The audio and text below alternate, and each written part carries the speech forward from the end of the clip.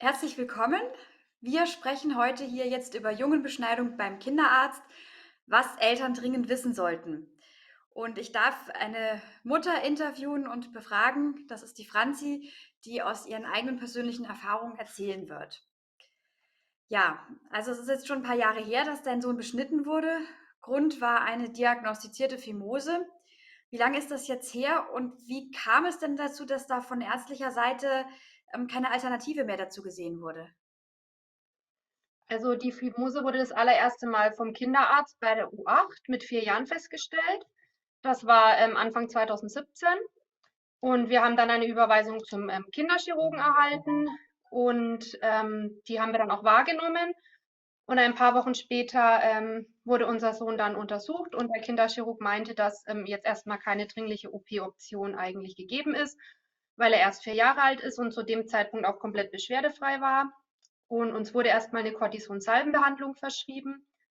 Und nach 6 Wochen wurden wir bei Chirurgen erneut vorstellig. Der war erstmal zufrieden mit den Fortschritten und hat dann die Behandlung beendet mit dem Kommentar, wir und der Kinderarzt sollen das halt weiter im Auge behalten. Und es ist dann erstmal so okay gewesen. Somit war für uns das Thema dann eigentlich erstmal erledigt und vom Tisch. Und wir haben dem Ganzen dann auch gar keine weitere Beachtung mehr geschenkt. Bis zu U9 mit 5, bei der halt deutlich wurde, dass die Vorhaut sich wieder verengt hatte und wurden dann erneut zum Chirurgen überwiesen, der dann zum Glück auch erstmal weiterhin keine dringliche OP-Option gesehen hat und uns eine zweite Salbenbehandlung empfohlen hat. Und die war dann auch erstmal wieder erfolgreich. Genau. Und das Jahr drauf mussten wir dann eben erneut nochmal hin, weil sich die Verengung weiterhin verschlechtert hatte. Aber da komme ich dann, glaube ich, später nochmal dazu. Ne? Es ging jetzt erstmal darum, Ja, wie's warum, also angefangen hat, weil so 'ne ja, wichtige genau. Frage finde ich jetzt auch, hatte dein Sohn denn dann wirklich Beschwerden oder war das nur so, dass der Arzt jetzt gesagt hat, da müsste man dringend was machen? Also bei der Salbenbehandlung hatte er noch gar keine Beschwerden, da war es wirklich nur die reine Enge. Ähm, Als dann die OP empfohlen wurde, hatte er leichte Probleme. Also es hat sich rauskristallisiert, dass die Verengung auch langsam zum Problem wird. Das war dann aber erst nach 2 Jahren. Mhm. Das heißt, wie alt war er dann, als die Beschneidung durchgeführt wurde? 6 Jahre war er. Mhm. Und da hat dann praktisch der Arzt gesagt, da gibt's jetzt keine andere Möglichkeit mehr. Nach zweimal Salbentherapie gibt's dann nur noch die Beschneidung. Genau, das hat er damals uns so gesagt. Und als ich dann hinterher nochmal auf das Thema aufmerksam wurde und die OP-Unterlagen auch angefordert hatte, da stand sekundäre Fimose drin. Und Ah, das und war was wohl ist auch das? der Grund, warum er keine andere Option mehr als die OP gesehen hat. Ja, sekundäre Fimose im Gegensatz zur primären, was ist das genau? Genau, also eine sekundäre Fimose ist eine erworbene Fimose und nicht die natürliche Enge, die ja jeder Junge bei der Geburt und die ersten Lebensjahre eigentlich hat und die sich normalerweise im Laufe der Entwicklung ja von selbst zurückbildet. Und bei der sekundären Enge sind halt meistens auch Vernarbungen im Spiel. Und Das diese heißt, Vernarbungen können halt, die sekundäre wird dann erzeugt durch die Behandlung oder wie passiert das? genau, das kann verschiedene Ursachen haben, soweit ich das jetzt recherchieren konnte auch oder auch aus eigener Erfahrung. Also entweder sind halt da wiederkehrende Entzündungen da, das können entweder Mhm. offensichtliche Entzündungen sein oder auch Entzündungen, die man so als Eltern gar nicht mitbekommt, weil sie eben unten drunter zum Beispiel stattfinden. Die können einerseits zur Vernarbung der Vorhaut führen, aber auch eben diese unnötige frühe Manipulation, die man ja eben Mhm. dann auch durch die Salbenbehandlung zum Beispiel macht. Es muss keine Narben entstehen dadurch, aber es können Narben dadurch entstehen. Mhm. Das heißt, dann wäre eigentlich schon mal eine erste Empfehlung, solange der Junge beschwerdefrei ist, erstmal nichts anfassen, so, weil im Alter von 4 Jahren muss er auch die Vorhaut eigentlich nicht zurückziehen können. Ist ja eigentlich nicht Genau, notwendig, ne?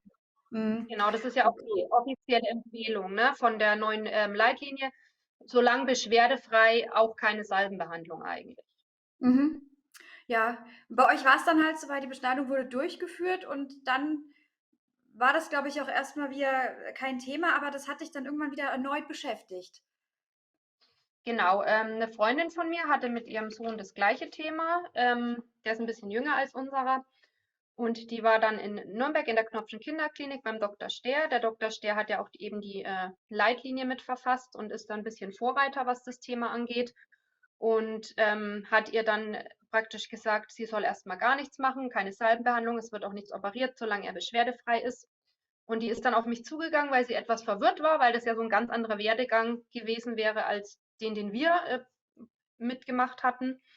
Und daraufhin habe ich dann halt auch selber noch mal im Internet recherchiert und bin dann eben auf die neue Leitlinie gestoßen und bin dadurch auch stutzig geworden, habe mir die genau angeguckt und habe dann auch ein Video vom Dr. Stehr gefunden. Das hieß Beschneidung nur ein Stück Haut. Das habe ich mir dann angeguckt und war dann natürlich im ersten Moment erstmal etwas schockiert über diese Erkenntnisse, die eben, ja, die ich in dem Moment gefunden habe, Mhm. die mir vorher kein Arzt eigentlich so, ja, gesagt hat. Das wurde einem alles vorenthalten. Das heißt, wenn du das vorher schon gewusst hättest, dann wäre das alles vielleicht anders verlaufen, oder? Definitiv. Also, ich Mhm. wäre auf jeden Fall ich hätte vielleicht trotzdem einen Arzt aufgesucht. Ich wäre halt wahrscheinlich zum Dr. Stehr gegangen, weil wir wohnen eben auch, in dem Einzugsgebiet und, hätte dann auf jeden Fall wahrscheinlich erst mal einfach gar nichts gemacht, solange er beschwerdefrei gewesen wäre. Mhm. Ja, und dann so in der Rückschau, also wie geht es dir jetzt als Mutter oder wie ging es dir dann, nachdem du diese Erkenntnisse hattest? Was waren so deine ersten Gefühle und wie gehst du bis heute damit um? Also, im ersten Moment muss ich sagen, war ich ziemlich erschüttert, weil man ja zu Ärzten eigentlich schon 'n gewisses Vertrauen hat oder auch haben sollte, dass mir halt auch viel vorenthalten wurde. Ähm, Und ja, zu der Zeit ging es mir psychisch eh schon nicht so gut. Es war ja, mitten in der Corona-Zeit, war eh schon sehr an der Belastungsgrenze und habe dadurch dann auch 'ne Depression entwickelt, konnte das Ganze erstmal überhaupt irgendwie gar nicht fassen und greifen und verarbeiten und hatte so ein schlechtes Gewissen, dass wir da vielleicht was Falsches für unseren Sohn entschieden haben. Und ja, habe mir dann auch psychologische Hilfe geholt und habe eben auch die Unterlagen angefordert, habe das dann alles aufgearbeitet für mich mit der Psychologin, um das besser zu verstehen nochmal, wie das alles abgelaufen ist, wie das zu dieser Entscheidung kam damals.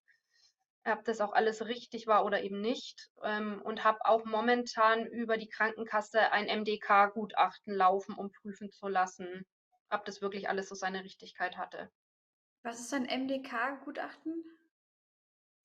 Ein MDK-Gutachten, da wird praktisch von einem unabhängigen Arzt im Nachgang anhand der Unterlagen geprüft, ob uns der behandelnde Arzt zeitgerecht ja, behandelt hat und beraten hat. Mhm. Das heißt, da könnte jetzt vielleicht im Nachgang noch was rauskommen. Ja, es ist jetzt schon ziemlich lang. Ich habe es im September eingereicht, also Mhm. ich bin mal gespannt, ob und wann ich da was hören werde.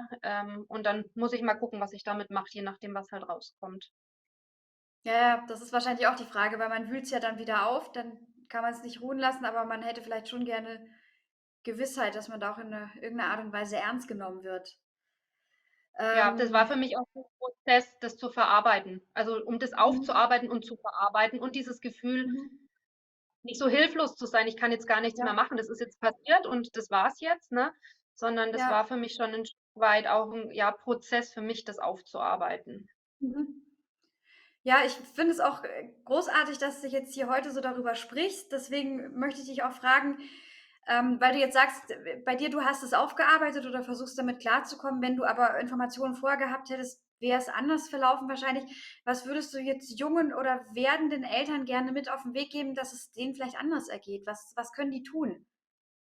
Also, ich würde mal sagen, egal bei welchem Thema, ob's jetzt die Fimose ist oder andere Themen, dass man trotzdem nie halt blind den Ärzten vertrauen sollte und sich immer, mehrere Meinungen auf jeden Fall holen sollte und auch noch mal selber recherchiert, und nicht nur oberflächlich, sondern auch wirklich tiefgründig. Und egal bei welchem Eingriff, halt immer den Nutzen und Risiken als wirklich die Risiken abwägen und vor allem auch immer versuchen, sich in die Situation des Kindes zu versetzen. Was macht dieser Eingriff körperlich und auch psychisch mit so einem Kind? Und gerade bei so einem sensiblen Thema und Körperteil wie jetzt in dem Fall ist halt wirklich auch Fingerspitzengefühl gefragt und eine OP sollte halt wirklich immer die absolut letzte Option sein. Und auf jeden Fall immer über alle Alternativen informieren, die es gibt. weil viele werden halt leider von den Ärzten immer noch vorenthalten oder nicht ausreichend angeboten, zum Beispiel auch die Erweiterungsplastik nicht. Mhm. Jetzt, wo du's sagst, kannst du uns noch kurz erklären, was diese Erweiterungsplastik ist? Also das ist eine operative Alternative zur Beschneidung, oder? Genau, richtig. Also aktuell wird ja von den meisten Ärzten nur die komplette Entfernung oder die Mhm. Teilbeschneidung angeboten. Und ich habe aber auch die Erfahrung gemacht, selbst und auch eben durch Hörensagen, dass viele vor der Teilbeschneidung halt eben abraten, weil es da zu weiteren Problemen kommen kann später laut Ärzten, dass sich das Ganze zum Beispiel erneut verengt. Und bei der Vorhauterweiterungsplastik wird die Vorhaut halt längs eingeschnitten und wieder quer vernäht und dadurch erweitert und somit wird die Enge halt komplett beseitigt und die Vorhaut kann erhalten werden. Das ist ja Wahnsinn, was chirurgisch möglich ist. Da muss man eigentlich dankbar und froh sein, dass unsere Ärzte so was theoretisch könnten. Also, ja, das finde ich gut, was du den Eltern hier alles mit auf den Weg gibst und ich hoffe, dass viele Menschen das jetzt gehört haben und auch, ja, sich das zu Herzen nehmen und das möglichst weit. Letzte Frage: Hast du noch irgendwas auf dem Herzen, was du gerne noch loswerden möchtest an all Ja. Jetzt hängt's, oder? ne, läuft. Jetzt, okay. Also ich würde mir vor allem wünschen, dass die Ärzte sich wirklich Gedanken darüber machen, was so ein Eingriff halt und eine unnötige Behandlung mit so einem Kind eigentlich machen kann und auch vor allem zu dem Mann, der er später wird. Das ist einfach ein intimer Bereich, in dem da behandelt wird. Und ja, die Ärzte müssen einfach mehr erklären, besser aufklären und ja, das heißt, jetzt ist es auch egal, ob es eine religiöse oder medizinische Beschneidung ist, einfach sich Gedanken darüber machen, okay, was hat das für Folgen? Gut, ja, dann vielen Dank. Danke für deine offenen Genau. Worte und diese Rundum-Information. Gerne.